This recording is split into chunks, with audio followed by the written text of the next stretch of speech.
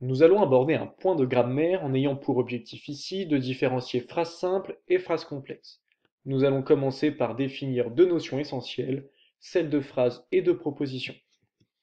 Tout d'abord, la phrase commence par une majuscule et se termine par un point. Dans les faits, cela donne, par exemple, j'écoute de la musique. On observe le J majuscule et le point qui viennent délimiter l'espace de la phrase. Passons maintenant à la définition d'une proposition.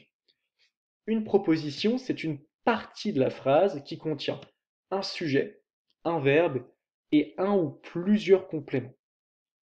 Par exemple, je suis allé à l'école, tu as préparé le repas. Si l'on reprend notre définition de la proposition, elle contient donc un sujet, un verbe et un ou plusieurs compléments. Nous allons donc chercher les différents verbes de cette phrase, qui sont le cœur de chaque proposition. Le verbe aller au passé composé, ici même, et le verbe préparer au passé composé sont chacun le centre d'une proposition. La première ici en jaune, je suis allé à l'école, la seconde en rouge, tu as préparé le repas. Passons désormais à la notion de phrase simple. Une phrase simple ne va contenir qu'une seule proposition, ce qui veut dire un seul verbe conjugué ainsi que son sujet. Prenons tout de suite un exemple. Pierre loue une voiture en vacances. Comme nous venons de le dire, une phrase simple n'aura qu'une seule proposition, c'est-à-dire un seul verbe conjugué. Il nous faut donc repérer dans l'exemple le nombre de verbes conjugués de la phrase. Ici, c'est le verbe louer qui est conjugué. Pas d'autres verbes dans la phrase, on peut donc trouver le sujet qui loue une voiture en vacances, Pierre. Cette phrase ne contenant qu'un seul verbe conjugué et son sujet, elle contient donc une seule proposition et correspond donc à la définition d'une phrase simple. Deuxième exemple désormais, dans la question suivante, veux-tu de la soupe? Nous allons de nouveau chercher notre verbe conjugué. Ici, c'est le verbe vouloir, qui s'affiche désormais en jaune. Le sujet de ce verbe, c'est le pronom personnel tu. Nous n'avons donc ici qu'un seul verbe conjugué avec son sujet. Cette question correspond donc à la définition même d'une phrase simple. Attention toutefois à un cas de phrase simple un peu particulier. Effectivement, une phrase qui ne contient pas de verbe est également une phrase simple. Prenons tout de suite deux exemples. Dans le premier, qui s'affiche maintenant.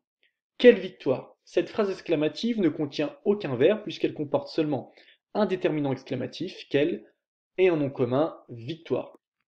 Et dans notre deuxième exemple, cette phrase exclamative mon Dieu, on observe de nouveau qu'il n'y a pas de verbe conjugué, puisque cette phrase comporte seulement un déterminant possessif mon et le nom commun Dieu. C'est donc de nouveau une phrase simple. Passons désormais à la phrase complexe. Une phrase complexe est dite complexe donc car elle contient autant de propositions qu'il y a de verbes conjugués avec leur sujet. Dans le premier exemple, Marie cueille des cerises et Jean récolte les tomates. De nouveau, nous allons chercher le verbe qui est conjugué puisqu'il est le cœur de chaque proposition. Premièrement, nous avons le verbe cueille qui s'accorde avec le sujet Marie. Deuxièmement, nous avons le verbe récolter qui s'accorde avec le sujet Jean.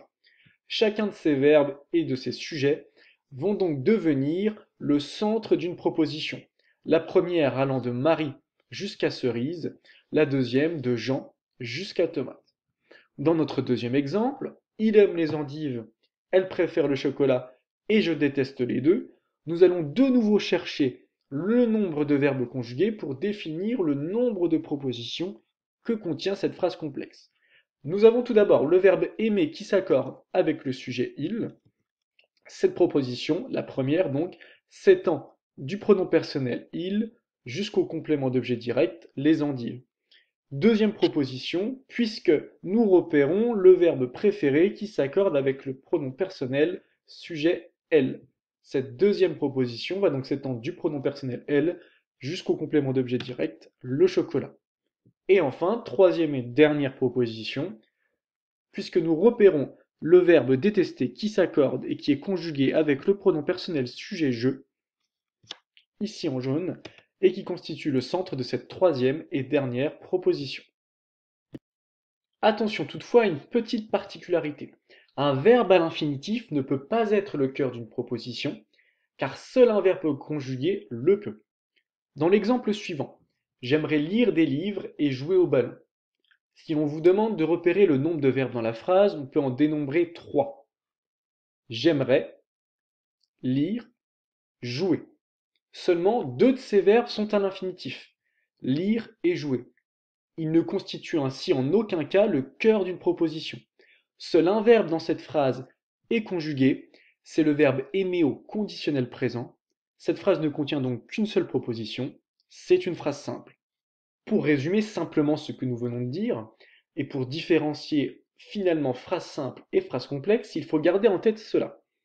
Une phrase simple est dite simple car elle va contenir un seul verbe conjugué et donc une seule proposition.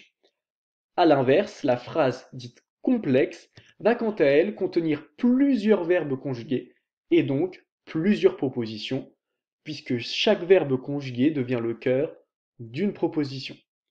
Avant de passer aux exercices qui vous sont proposés sur la fiche du cours, je vous propose de vous tester à partir de ces 2 QR codes ou bien à partir de ces 2 liens qui figurent en dessous. Il s'agit de 2 exercices avec autocorrection pour pouvoir vous situer sur cette leçon et sur votre degré de compréhension.